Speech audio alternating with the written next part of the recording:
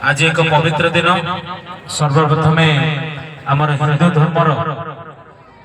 नववर्ष आज तो समस्त को ओडिया नववर्ष तथा पवित्र महाविषुव संक्रांति पवित्र पणा संक्रांति किंबा मेष संक्रांति किंबा जल संक्रांति विभिन्न नाम आज संक्रांति परिचित एवं ओडिया नववर्ष अनुसार आज हूँ आम ओडिया संस्कृति ओडिया कैलेंडर प्रथम संस्कृति संक्रांति तो तेणु समस्त को यह अवसर में अनेक अनेक हार्दिक अभिनंदन एवं शुभेच्छा एवं पतित पावन पवन पुत्र हनुमान जी आज जयंती तो तेणु यह अवसर में समस्त को मोर गभीरतम कोण शुभेच्छा जन मोर वक्तव्य आरंभ कर कुमुरसिया ग्राम पंचायत रामबेणी गोटे छोट गाँ होते पुरपल्ली ठार आरंभ करी आम मंतला अंचल एक स्वतंत्र परिचय निश्चित भाव में सृष्टि कर 16 वर्ष है माँ तारिणी पूजा आदि आडंबर आज स्तर में आसिक पहुंची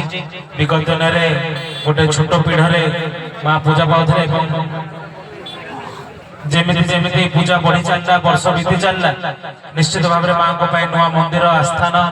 एवं धीरे धीरे उन्नति कार्यक्रम निश्चित भाव में माँ आशीर्वाद रे ग्राम होइछि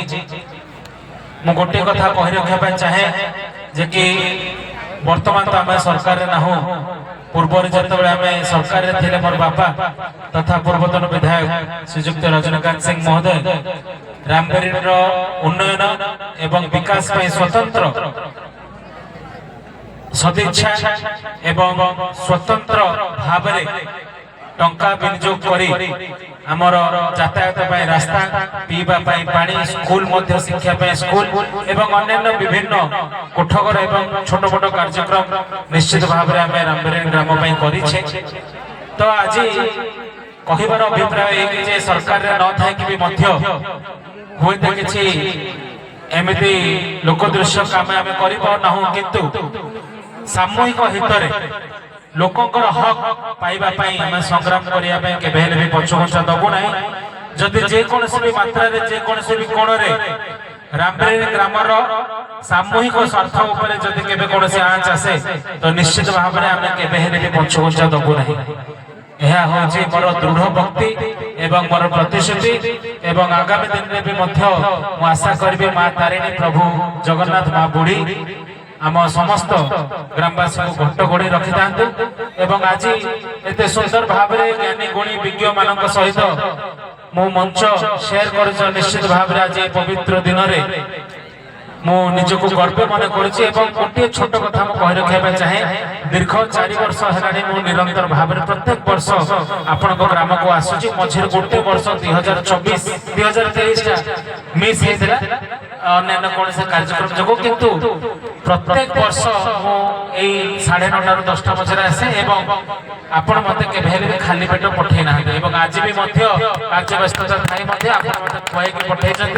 तो निश्चित भाव में एमती भाईचारा एमती स्नेह संपर्क निश्चित भाव में था आज जड़े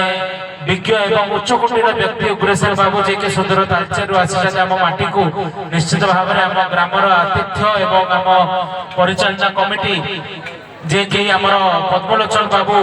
नेतृत्व नहीं सुंदर भाव में परिचालना कर सरपंच ठार आरंभ कर सुभाष भाई राजकिशोर बाबू